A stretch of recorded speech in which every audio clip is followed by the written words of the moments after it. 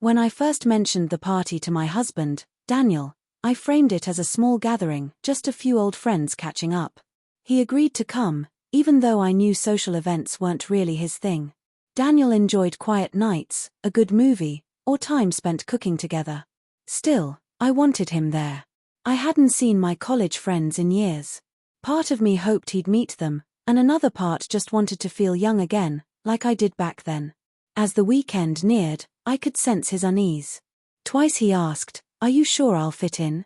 I smiled and reassured him, "Of course, they'll love you." What I didn't tell him was that this wasn't some calm dinner. It was a full-on reunion of my college group, the type that got loud, chaotic, and a little wild. I worried that if I were honest, he might refuse to come, and I didn't want that. When we arrived, music was already spilling into the street. Laughter, shouts, and hugs filled the air, like everyone was celebrating the best night of their lives. As soon as we stepped inside, my friends enveloped me in cheers and embraces. Daniel smiled politely, offering quiet greetings while I got swept up in a tidal wave of nostalgia. Everyone wanted to reminisce about the old days, and I could feel that carefree, younger version of myself awakening. Inside, the lights were dim, the music thumped, and the mingling scents of food and perfume hung in the air. My friends pressed drinks into my hand, we snapped selfies, and we laughed as if no time had passed. I glanced at Daniel once or twice. He seemed okay, lingering by the snack table, chatting with someone about sports. I assumed he was fine.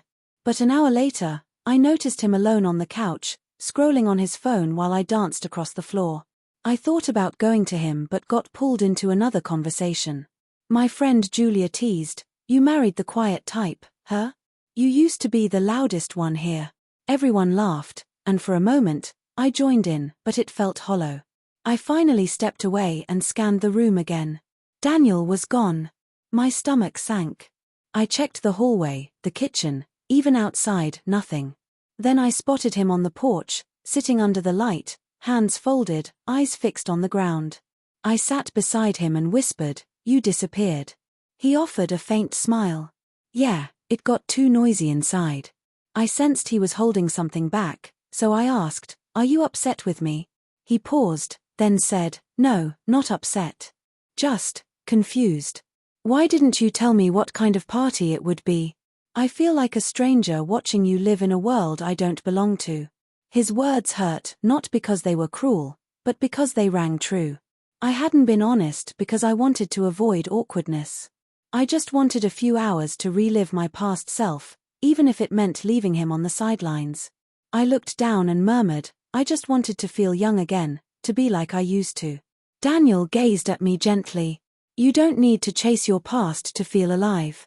The person you were helped shape who you are, but you don't have to chase her. You've already become someone better." His voice was calm, yet it carried a weight that made my heart ache, understanding tinged with disappointment. Tears pricked my eyes. "I didn't mean to make you feel left out," I whispered. He shook his head.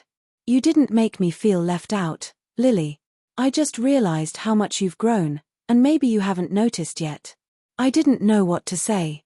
We sat in silence, the laughter and music from inside spilling out into the night. After a while, he stood and said softly, "Let's go home. You've revisited your old world. Now come back to ours." The word ours struck something inside me, grounding me in a way I hadn't felt all night. I nodded, took his hand, and we walked away from the noise together. The drive home was quiet, but not awkward. I stared out the window, realizing how much my perspective had changed. I had chased a memory at that party, trying to reclaim a version of myself that no longer existed. But Daniel, steady, patient Daniel, reminded me that growing up doesn't erase who you were. It just teaches you who you are now. When we got home, I apologized again. He smiled, kissed my forehead, and said, "You don't owe me an apology. Just promise me next time we'll go somewhere we both belong." I promised. That night, after he fell asleep, I lay awake thinking about how easy it is to take those who love us for granted. I had tried to fit into a world that had moved on, while the person beside me never stopped showing up. The next morning, I texted my friends, thanking them for a fun night but also letting them know I probably wouldn't attend the next one. I realized I didn't need to return to my old self. The version of me that mattered was the one who had learned to value quiet love, honesty, and presence. Excitement isn't always in loud places or old memories. That night taught me the truth. The most meaningful moments are quiet ones shared with the person who never leaves your side even when you forget to fully bring them into your world.